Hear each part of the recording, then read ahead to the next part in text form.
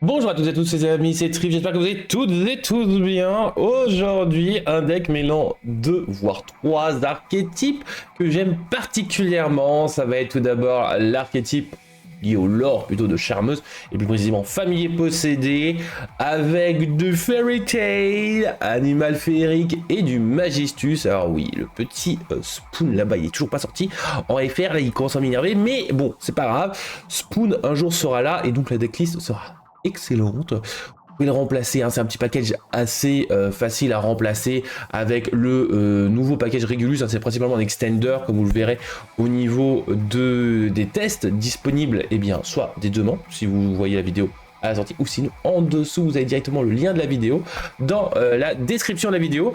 Mais en vrai voilà, vous n'êtes pas obligé de jouer Spoon, vous pouvez jouer donc le futur extender. Juste que l'avantage de Spoon c'est que ça vous donne un énorme package magistus et invoqué, et ça fait plaisir, très clairement, enfin un énorme. Ça me donne 6 cartes de l'extra deck. Bon, après, il y en a une que vous allez jouer de toute façon. Bref, on va rentrer dans les détails. Tout d'abord, on a le nouveau monstre familier des arts spirituels. Reptile au niveau 4, 1500. C'est les stats usuelles de nos chers familiers. 1500. Cette carte est toujours traitée comme une carte familier possédée. Alors, petit défaut, je trouve, c'est juste que ce soit le reptile haut. J'aurais bien aimé que ce soit un autre ou qu'il y a une particularité autre. Parce que bon, il y a les 4 dessus, mais bon, c'est pas grave. Gigabyte est présent. Ok, bon, en même temps, c'est vrai que c'est quand même le meilleur de tous. Même si l'arc démon est pas mauvais, hein, l'arc démon n'est clairement pas mauvais. Bref, on s'en moque. Si cette carte est invoquée normalement ou spécialement, vous allez pouvoir ajouter une magie piège possédée ou art du... Grand Spiritual Art Ichirin. Je l'appelle toujours Ichirin tout simplement, donc voilà. Plus que grand que ça. Bref, vous avez la tuto depuis le deck à la main, et en vrai, on va pas jouer Ichirin, on va justement jouer les magies pièges possédées, et c'est ça qui nous intéresse dans ce deck là. Puisque Ichirin est sympa, mais en vrai, vous avez le choix entre deux terrains, et le terrain familier possédé, donc Ichirin, est moins bien que celui des animaux féeriques. Donc bon. On a fait un choix de mon côté, et écoutez, ce choix est quand même pas mauvais. Surtout qu'il combat très bien avec le deck. Vous allez pouvoir déclarer un type de monstre et un attribut. Cette carte devient de ce type et attribut jusqu'à la fin de ce tour. En règle générale, vous allez dire magicien, et après vous faites ce que vous voulez, mais vous allez très certainement profiter que ce soit un eau, soit un terre, lumière ou ténèbres. On en rentrera un peu plus en détail juste après. Si cette carte est détruite au combat ou par un effet de carte, comme tous les familiers des familles possédées, vous allez avoir un petit effet qui va être ici d'invoquer spécialement un monstre magicien avec 1500 de def depuis votre deck ou cimetière. Vous ne pouvez utiliser chaque effet de familier des arts spirituels qu'une fois par tour. C'est l'un des starters, si ce n'est le starter du deck. Ça va être du x3, hein, comme vous pouvez le voir juste ici, c'est le début. Voilà, on l'aime bien ce petit monstre, enfin ces 4 petits monstres même. Si techniquement il y en a 2 hein, qui se plantent, mais bon, ça on n'en reparlera pas. Pour celles et ceux qui sont fans du lore des charmeuses, tout comme moi, il y en a 2 qui sont un peu oubliés, mais bon, ce n'est pas grave.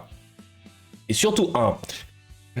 Avec celui-ci, on va avoir aussi le nouveau support magie du main deck, résonance possédée. Magie normale qui va vous permettre de cibler un monstre face recto sur le terrain, invoquer spécialement un monstre familier possédé ou charmeuse du même attribut depuis votre main, deck ou cimetière en position d'attaque ou position de défense face verso. Et vous pouvez changer la position du monstre ciblé en position de défense face verso.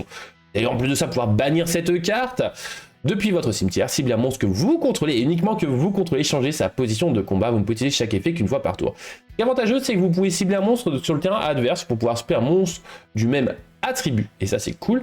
Mais surtout, comme vous avez ce petit familier là qui peut changer l'attribut comme il veut, vous allez pouvoir spammer n'importe laquelle de vos charmeuses ou familiers possédés qui va avec. En règle générale, comme il est haut, si vous faites Imperm, Veiler ou autre chose, vous allez pouvoir spammer derrière. Mais si vous allez moduler le niveau, enfin le type et l'attribut, dans ces cas, vous allez pouvoir vous faire plaisir. Résonance est donc en x3, parce qu'en plus de ça, vous allez pouvoir spé le petit familier des arts spirituels. Donc ça vous fait en gros jouer ce familier en x6, même si en règle générale, vous allez faire norme familier, effet familier, chercher résonance possédée, effet, vous allez pouvoir changer son attribut pour pouvoir spé n'importe lequel des charmeuses. Alors on va jouer justement, je vous ai spoilé, Eria. Alors les effets, vous en moquez, c'est juste des magiciens incroyables, enfin des magiciennes plutôt, majoritairement. 1850, 1005, elles sont incroyables, niveau 4. Et là, elle est haut, c'est la magicienne de l'eau. J'avoue que le lore et les artworks des familles possédées, ça a toujours été mon kiff. Je trouve que le graphiste, ou la graphiste, c'est fait un pur kiff. Dites-moi en commentaire ce que vous en pensez. Moi, j'ai toujours adoré ce qu'ils ont fait, même au niveau des familles et tout ça, c'est incroyable. Alors, vous allez avoir donc une charmeuse, ou une famille possédée, donc magicien haut, avec surtout un monstre haut. Et bien ça va vous permettre de faire une invocation inhérente depuis la main ou le deck, et ça c'est très rare, une invocation inhérente depuis le deck de Gajigobite, éveil des possédés niveau 5, reptile, 2000 d'attaque, 200 de def, voilà. Il suffit d'envoyer un monstre magicien face recto et un monstre haut de max niveau 4 face recto que vous contrôlez au cimetière. Et ça c'est super, ça vous donne un monstre un peu plus puissant. Bon, malheureusement il est reptile, il est pas magicien, faut pas trop abuser, mais en vrai c'est cool d'avoir ce genre de petite combo. Vous allez pouvoir utiliser chacun des effets suivants qu'une fois par tour, et c'est pour cela qu'on va jouer les éveils des possédés, c'est pour leurs effets. Lorsqu'elle est invoquée spécialement par son propre effet, vous allez pouvoir envoyer une carte au hasard depuis la main de votre adversaire au cimetière, puis chaque joueur pioche une carte. Donc en gros, vous allez gérer un petit peu la main d'adversaire, mais surtout vous allez piocher une carte. Et ça, c'est cool. Autre effet, si cette carte est envoyée depuis le terrain au cimetière, pas forcément détruite, juste envoyée depuis le terrain au cimetière, oh, matosolien, on aime bien, vous allez pouvoir ajouter une carte artiste de l'eau spirituelle ou magie piège possédée depuis votre deck à votre main. Et ça, bah justement, les magies pièges possédées, on en a quelques-unes, donc en vrai ça fait plaisir. Donc Gajigobite en une fois. En autre magicienne, on va avoir aussi Aosa, il suffit juste que lui vous le transformez en terre. Effet de résonance, vous ciblez lui, vous invoquez ainsi spécialement depuis votre deck Aosa, famille possédée. Même stat, sauf que ça sera du terre celle-ci. Alors Aosa, avec donc un monstre terre, donc un magicien et un monstre terre plus précisément, vous allez pouvoir invoquer spécialement de façon inhérente Arcdémon de la suprême famille, éveil des possédés, familier, donc bête cette fois-ci, niveau 5, terre, 2000 attaques, 200 def, s'invoque spécialement de façon inhérente depuis la main ou le deck en envoyant au cimetière un monstre terre de max niveau 4 et un monstre magicien, face recto, tous les deux. Et chaque effet suivant va être qu'une fois par tour. Alors si cette carte est envoyée depuis le terrain au cimetière, vous allez pouvoir ajouter une carte artiste de la terre spirituelle ou magie piège possédée depuis votre deck à votre main. Et surtout, ce qui nous intéresse, c'est si, enfin lorsque plutôt, parce que ça miss timing si vous voulez, lorsque votre petit arc démon est invoqué spécialement par son effet, compliqué de miss timing, mais bon, ça peut arriver, vous allez pouvoir invoquer spécialement un monstre de max niveau 4 depuis votre cimetière, mais annuler ses effets. Et c'est surtout lui qui peut être très intéressant. Alors vous allez voir, en règle générale, je le fais pas parce que tout simplement, bah il y a une petite carte qui va vous lock et donc vous n'allez pas pouvoir spé une bête, mais bon, c'est très bien parce que vous allez avoir potentiellement un monstre terre, résonance, vous allez spé Aosa, avec les deux monstres vous spé Arcdémon de la suprafamille, effet de la suprafamille, vous allez respé Aosa, avec les deux vous faites une lien 2, effet de l'Arcdémon de la suprafamille, vous allez pouvoir aller chercher une carte donc possédée. On va se parler français, une carte possédée, c'est incroyable. Bon, ça c'est quand tout marche bien, malheureusement tout ne marche pas super bien non plus dans ce deck là, et c'est pour ça que je referai des versions de charmeuse, de famille possédée, de fairy tail, etc. pour un peu plus bonifier toutes ces cartes, et ça fait plaisir. On va avoir aussi la possibilité de jouer Lina, famille possédée, donc la version lumière des familles possédées, magicien lumière 1850 et 1005, et surtout l'unique homme des familles possédées, Dark. Dark, bah, comme son nom l'indique, il est dark, il est ténèbres, 1850 d'attaque, 1500 de défense, niveau 4, magicien. Et voilà, les familles possédées sont finies. Cependant, il vous reste un petit aller-retour au niveau des magies pièges. Eh bien oui, les magies pièges, ça peut être intéressant quand même de regarder ce que ça fait. Vous allez avoir, les charmeuses spirituelles. C'est une magie, je rapide, qui va vous permettre de défausser une carte. Prenez deux cartes de noms différents, l'une de l'autre, qui sont des monstres. La charmeuse, je ne pas en somme, des monstres familiers possédés. Je joue les 3 familiers de l'art spirituel, je joue Eria, je joue Aosa, Lina, Dark, j'ai donc déjà 6 cibles, et ça fait plaisir. Et ou des magies pièges possédées, ajoutez-en un à votre main et posez l'autre. Ce qui est un peu dommage, c'est que vous allez poser, mais ce qui peut être intéressant pour le deck charmeuse, justement. Vous ne pouvez activer qu'une seule les charmeuses spirituelles par tour. Faut pas trop en abuser, mais en vrai, c'est très sympa. Et rappelez-vous, défausser une carte, c'est très important parce que dans le cimetière, il va y avoir un petit truc assez sympa. Alors, elle va être en x3, clairement. Prendre tuto, tout ce que vous voulez. Hein, vraiment, vous allez pouvoir tuto ça, ça. Ou surtout la prochaine carte qui va être Éveil des possédés. Une magnifique magie continue qui vous dit que les monstres que vous contrôlez gagnent 300 d'attaque pour chaque attribut différent que vous contrôlez. Les monstres la charmeuse et les monstres familiers possédés que vous contrôlez ne peuvent pas être détruits par des effets de cartes. Yes, yes, yes, protection et boost. Rien que là, déjà, on est bien parce que le 1850 d'attaque, c'est très sympa, en simple norme. Mais bon, un petit 2150, ça peut pas faire de mal, voire plus. Tiens, plusieurs monstres magiciens, avec 1850 d'attaque d'origine, sont invoqués normalement ou spécialement sur votre terrain. Effet obligatoire, piocher une carte. Donc, vous pouvez cet effet qu'une fois par tour de posséder, c'est pour ça qu'on va jouer en une fois. Hein. C'est de la draw facile, c'est du boost facile, de la protection facile, mais bon, la protection, vu que je joue aussi d'autres archétypes que famille possédée, c'est anecdotique. Donc en vrai, très sympa de la draw pour un peu lancer vos combos. Hein. C'est vraiment la carte que vous allez jouer au tout début pour vite, je vais chercher mes ressources, mais en vrai, pas obligatoire, mais ça fait toujours plaisir dans ce deck-là. Autre carte, justement, eh bien, Association des possédés. Association des possédés est une piège normale qui va vous permettre d'invoquer spécialement un monstre magicien avec 1500 de défense. Cette fois-ci, on regarde la défense avec la piège. Depuis votre main ou le cimetière, en position d'attaque ou en position de défense, phase verso. Puis, si vous contrôlez des monstres avec deux attributs différents, genre eau et feu, je joue pas de feu là a priori, mais eau et terre par exemple, vous pouvez détruire une carte face recto sur le terrain et donc ça ne cible pas. Et ça fait plaisir encore plus.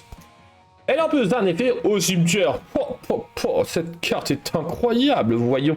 Vous allez pouvoir bannir cette carte depuis le cimetière, si bien une magie continue ou une piège continue possédée depuis votre cimetière, placez-le face recto sur votre terrain. Vous ne pouvez utiliser chaque effet d'association des possédés qu'une fois par tour. Elle est incroyable, ça recycle justement votre moteur de pioche, donc elle va être incroyable, mais en une fois, largement suffisant, parce que vous avez pu voir qu'on a pu, on a des moyens de la tuto. Alors, on va faire un petit aparté au niveau de l'extra deck, on va pas mal jouer entre les deux, hein, entre main et extra, mais on va un peu regarder l'extra deck, parce que maintenant, on va un peu étudier la chose. Parce que déjà, l'extra deck, eh bien, si vous avez Spoon, si on l'a en TCG, là l'extra deck va être un peu serré. Sinon, vous allez avoir de la place.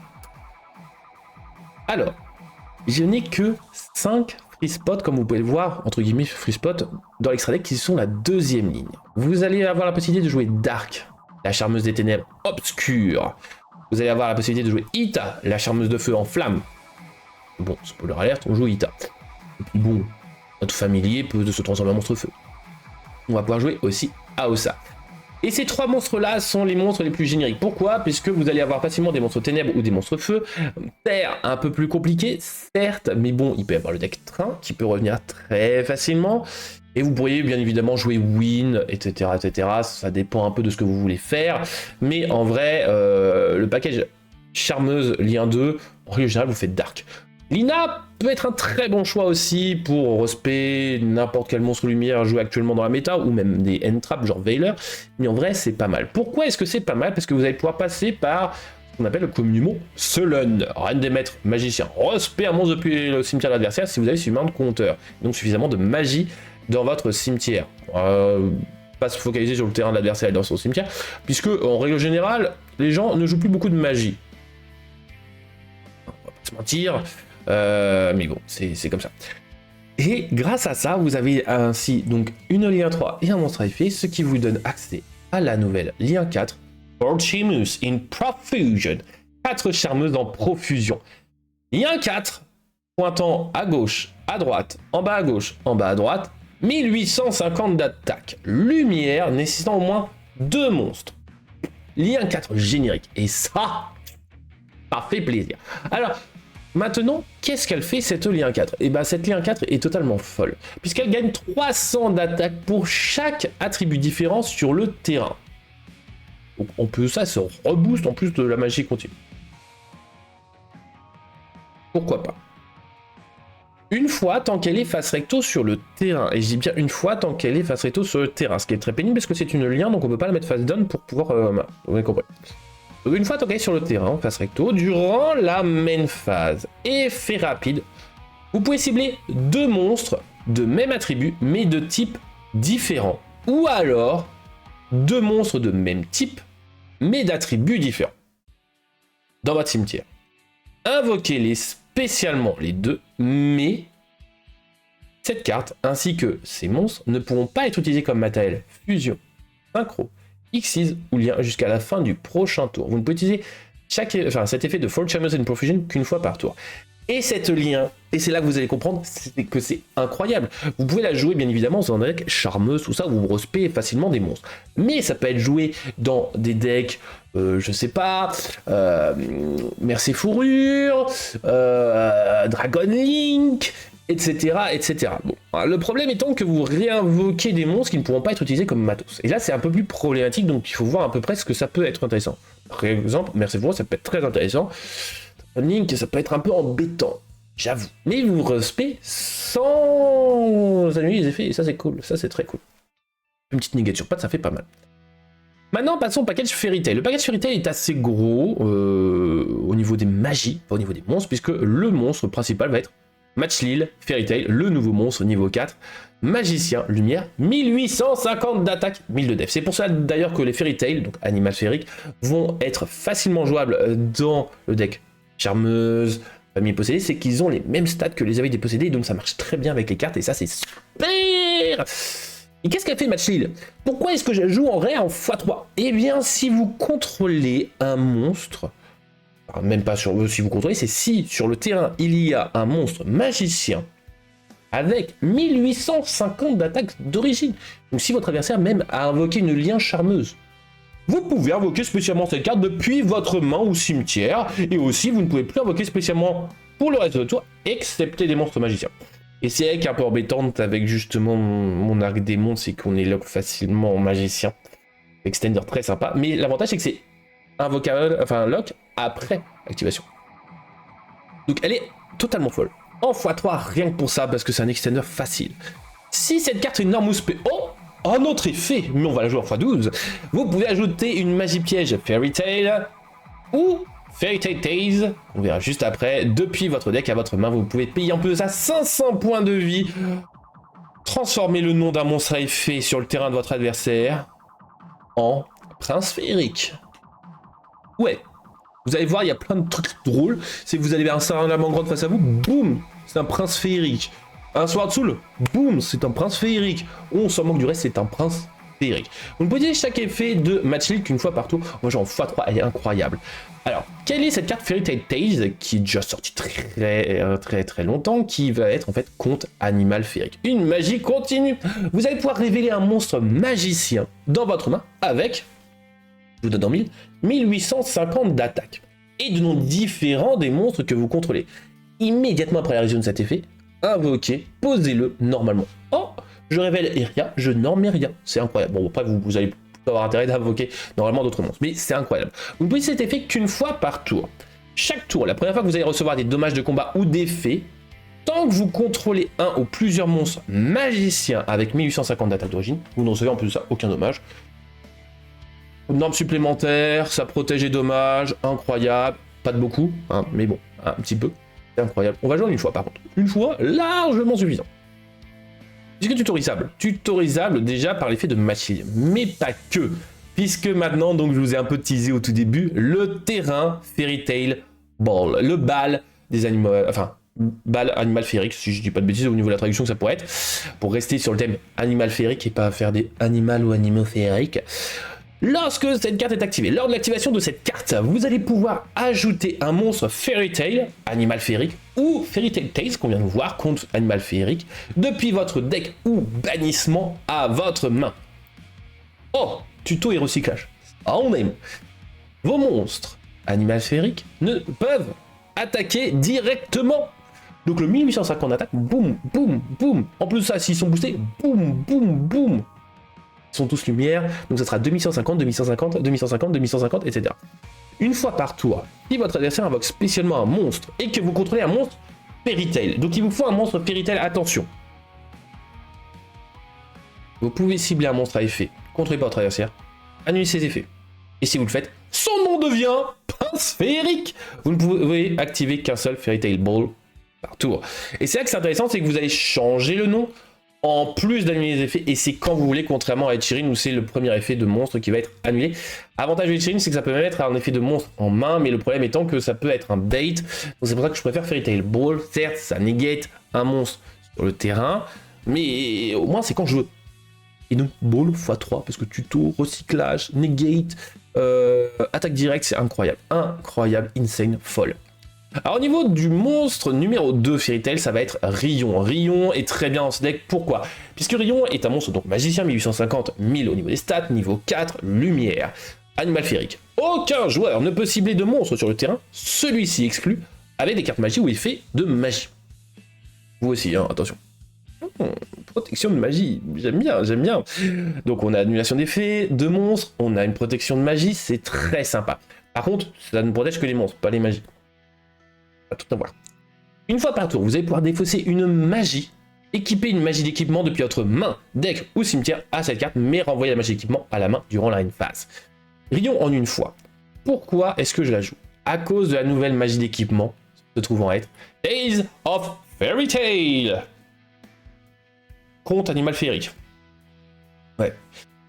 Franchement, je sais pas comment ils vont le traduire, mais débrouillez-vous, Konami, parce que la traduction va être compliquée, franchement. D'avoir mis 2 fois le même nom, ça va être compliqué. Très compliqué. Surtout qu'on pourrait se dire que lui, il est au pluriel, et que l'autre, dans ce cas, singulier. Eh bien non, la magie continue, et aussi. L'avantage de l'anglais, c'est que là, c'est Fairy Tail Tales, et là, c'est... Hop, je spoilais, excusez-moi, Tales of Fairy Tail. Oui, petite nuance au niveau anglais, donc à voir. Bref, la magie continue, magie d'équipement, j'y arrivé. À quoi elle sert? Le monstre équipé gagne 1000 d'attaque. Boum! Boost d'attaque incroyable. Une fois par tour, vous allez pouvoir invoquer par fusion un monstre fusion magicien depuis votre extrait en utilisant des monstres depuis votre main ou terrain. Oh! Un monstre fusion magicien incroyable! Alors je pourrais justement, grâce à elle, faire la nouvelle fusion charmeuse, que je n'aime pas du tout. Dans cette version du deck, je parle, mais en vrai, elle est folle. Si vous le faites, vous allez pouvoir utiliser aussi les monstres sphériques que votre adversaire contrôle. En gros, une pseudo super polie. Si cette carte est dans votre cimetière, vous allez pouvoir l'équiper à un monstre animal féerique sur le terrain, puis immédiatement après la réalisation de cet effet, vous pouvez invoquer normalement un monstre magicien avec 1850 d'attaque. Vous ne pouvez utiliser cet effet qu'une fois par tour. C'est pour ça qu'on va jouer en une fois, elle se recycle, elle est bien, vous la recyclage elle-même, recyclage par l'effet de Rion, et Rion, elle est insane, surtout que c'est un soft one per turn, donc si vous la respect, eh bien refera son effet, c'est insane. Comment la respect, justement, je vous ai un peu spoilé, c'est grâce à Fairy Tail Long Ago.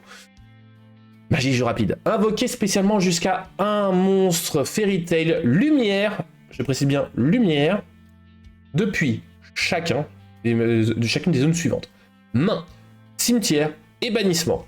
Vous pouvez donc spé jusqu'à 3 monstres Fairy Tail de noms différents, attention. Et aussi, vous ne pouvez pas invoquer spécialement pour ce tour, excepté des monstres magiciens. Zut! Comme si j'étais pas log déjà. Bref, si cette carte est bannie, et ça c'est intéressant, ou si cette carte est envoyée au cimetière, excepté depuis le terrain, vous allez pouvoir la poser, mais elle ne peut pas être activée, à moins que vous contrôliez un monstre Fairy Tail. Vous pouvez utiliser chaque effet de Fairy Tail Long Ago une fois par tour. Insane, folle, incroyable, en une fois. En une fois, parce qu'elle se recycle, elle est insane, vous allez voir qu'elle se recycle très bien. Et le dernier monstre va être Luna. Luna, l'animal féerique, niveau 4, magicien, lumière, 1850, 1000 au niveau des stats. Lorsqu'elle est énorme, vous allez pouvoir ajouter un monstre magicien avec 1850 d'attaque depuis votre deck. Oh là là, je ne m'en ferai jamais deviner les trifs. Tout du deck, malheureusement, c'est lorsqu'elle est énorme seulement. Mais ce qui est intéressant, c'est qu'une fois par tour, effet rapide, vous allez pouvoir cibler un monstre face recto, contrôlé par votre adversaire. Votre adversaire peut envoyer une carte du nom du monstre depuis son deck ou extrait au cimetière pour annuler cet effet. Sinon, renvoyez cette carte à la main, ainsi que le monstre. Vous faites ça sur une carte limitée, ou alors sur une carte de extra deck où l'extra deck est déjà serré. Eh bien, vous gérez une carte de l'extra deck invoquée. Par exemple, il me fait Luna sur Dark sur le terrain. Et bien, comme j'ai qu'une seule Dark, eh bien, Dark est renvoyé en main comme Luna. Voilà. Merci. Au revoir. Voilà le package du main deck. Insane, surtout que vous pouvez la renvoyer et grâce à l'effet de compte animal féerique, vous pouvez la renorm, effet, vous allez pouvoir tuto, boom, match Lille. Bref, c'est fou, ce petit package qui nécessite quand même pas mal de cartes, hein. Vraiment, 9 cartes dans le main deck, 9 cartes, n'importe quoi, 11 cartes dans le main deck, c'est assez énorme. Mais en plus de ça, ça prend de la place dans l'extra deck, parce que maintenant, ils ont un extra deck, et ça c'est fou. Tout d'abord, je vous présente Weaver of Fairy Tail Tales. Donc, que fait ce petit monstre magicien Fairy Tail niveau 4, 1850 d'attaque, 1000 de def, terre. Attention, les fusions sont tail. Nécessite un monstre Fairy Tail plus un monstre magicien. Ok. Durant votre main phase, vous allez pouvoir invoquer spécialement un monstre Fairy Tail depuis votre deck ou bannissement. Vous ne pouvez utiliser cet effet qu'une fois par tour. Mais c'est trop fort. Vous allez pouvoir respect un autre monstre au niveau 4, faire son effet, etc. etc. De genre par exemple Spérion, effet rayon, aller chercher la magie d'équipement, etc. etc. Insane. En plus de cela, si vous invoquez normalement ou spécialement un monstre Fairy Tail non terre, tant que cette carte est dans la zone monstre, vous allez pouvoir cibler un monstre à effet contrôlé par votre adversaire, annuler ses effets, et aussi, à votre avis, je vous le donne en 1000, son nom devient Prince Féerique. Bon, alors c'est bien les princes féeriques, mais bon, Magazelle, Salamandre, si elle devient prince féerique, qu'est-ce que j'en fais? Parce que bon, elle demande des magiciens, tout ça. Weaver est là pour, eh bien, être la solution. Les monstres prince féeriques sur le terrain deviennent des monstres magiciens. Bonsoir. Incroyable, en x2, insane, cette carte, j'adore tellement. Ça me donne tellement des idées de fou. Vous allez avoir la possibilité aussi de jouer, bien évidemment, Chronicler of Fairy Tail Tales. C'est pourquoi, évidemment, parce que c'est l'autre fusion qui marche très bien avec Weaver. Ça nécessite, pour l'invoquer, un monstre Fairy Tail Lumière. Attention, c'est très précis, c'est un monstre Fairy Tail Lumière. C'est pas un magicien, c'est pas un magicien Lumière, c'est pas juste un simple Fairy Tail, c'est un Fairy Tail Lumière. Plus un monstre magicien. Oh. Je pourrais utiliser les monstres de l'adversaire qui sont princes féeriques uniquement si j'ai Weaver sur le terrain. Et c'est ça qui est bien. Vos monstres Fairy Tail ne peuvent pas être détruits au combat. Autre protection, ça c'est cool. Vous ne pouvez utiliser chaque effet suivant de Chronicler qu'une fois par tour. Cette carte est invoquée par fusion, en utilisant prince féerique comme matériel. Vous pouvez détruire autant de cartes que votre adversaire contrôle que possible. Et si vous le faites, infligez 500 de dommages à votre adversaire pour chaque carte ainsi détruite. Ça burn, ça rase le board, c'est fou. Déjà, rien que ça se joue en une fois. Mais il n'y a pas que ça. Il y a la protection, mais il n'y a pas que ça. Lorsque votre adversaire active une carte ou un effet rapide, vous allez pouvoir bannir une carte Fairy Tail depuis votre main au cimetière, excepté Fairy Tail Tales, parce qu'on protège notre compte. Hein. Écoutez, on protège notre magie continue. Annulez l'activation, et si vous le faites, détruisez cette carte. Merci, bonsoir. Insane. Bon, ça c'était pendant Fusion. Pendant Xyz, on en a une. Wicat Fairy Tail. Elle est insane, elle est folle. C'est un monstre magicien Xyz rang 4. Ténèbres, 1850-1000, comme les autres. Nécessitant 2 monstres magiciens de niveau 4. Ah, toi tu fais plaisir, il n'y a pas beaucoup trop de restrictions, il y a juste magicien, c'est cool. Les monstres Fairy Tail que vous contrôlez, dont l'attribut d'origine est lumière, et uniquement lumière, sont inaffectés par les effets activés de votre adversaire. Allez, la protection en plus, let's go. Vous ne pouvez utiliser chacun des effets suivants qu'une fois par tour de Wicat. Vous pouvez détacher jusqu'à 2 matériels de cette carte, mais jusqu'à, attention, je précise ça parce que des fois j'oublie que c'est jusqu'à. Envoyez autant de cartes Fairy Tail depuis votre deck au cimetière, excepté Fairy Tail Tales. Donc vous allez pouvoir foolish. Mais foolish quoi, vous allez me dire? Foolish, Tales of Fairy Tail et Fairy Tail Long Ago. Oh, résolution, Fairy Tail Long Ago se recycle, se set. Effet de Tales of Fairy Tail maintenant, vous allez pouvoir cibler Wicat pour pouvoir lui équiper. Et ça va vous permettre de faire le play fusion. Ça, c'est très sympa. Bon, alors j'ajoute encore une fois. Pourquoi, me direz-vous?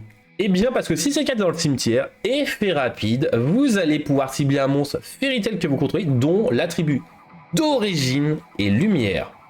Invoquez spécialement cette carte et si vous le faites, envoyez l'autre monstre au cimetière. Voilà, trop cycle, tranquille, pénouse.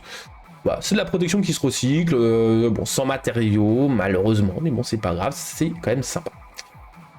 Et donc il me reste encore à aller très vite, mais bon voilà, on va essayer d'être assez rapide pour le dernier, enfin la fin de Free Spot. Qu'est-ce qu'on va avoir? 3 spoons, pourquoi? Parce que vous avez pour le foolish pour aller chercher le Crowley Magisus talentueux. Effet, puisqu'elle a été tuto sans être pioché, vous allez pouvoir le invoquer spécialement. Effet, vu qu'elle a été invoquée normalement ou spécialement, vous allez pouvoir faire une invocation fusion d'un monstre fusion Magistus ou invoquer depuis l'extra deck en utilisant des monstres depuis votre main ou terrain. Pour les qu'en une seule fois, si vous utilisez bien évidemment ce package, parce que pour le moment Spoon n'est pas sorti en TCG, malheureusement, mais bon, ce serait très intéressant qu'il sorte. Alors qu'est-ce qu'on peut invoquer? Eh bien on peut invoquer Zorua, Veretragna, Magistus, qui permet d'annuler des effets en envoyant une carte Magistus face qu'on contrôle au cimetière, sachant que lorsqu'il est invoqué, enfin, tant qu'il est sur le terrain, chaque tour, vous allez pouvoir cibler un monstre à effet dans votre cimetière ou contrôlé par votre adversaire et équiper le monstre à cette carte. Vous allez lui équiper des monstres Magistus. Vous allez pouvoir justement aussi invoquer Shorozo Magistus, qui est un bon monstre fusion synthoniseur niveau 4 magicien, pour pouvoir faire des synchros, comme par exemple notre cher Varam, dragon de la divinité Magistus, 2005-2009, mais lui il est plutôt bien en équipement, puisque vous avez plutôt préféré invoquer Zorua, calamité enflammée Magistus, qui permet surtout que l'adversaire ne peut pas activer les effets de monstres du même type de carte, fusion synchro exilien qu'une carte monstre Magistus, dans votre zone magie et piège. Dernière carte Magistus, forcément on joue magicien, ça va être Artemis, ça c'est obligatoire. Et bah j'ai quand même craqué pour mettre une petite carte invoquée qui va être Mekaba, un petit nugget, toujours pas, bon c'est très rare que je la joue, c'est vraiment si j'ai pas beaucoup de possibilités. Mekaba ça joue facilement, hein. On a 50 milliards de monstres lumière.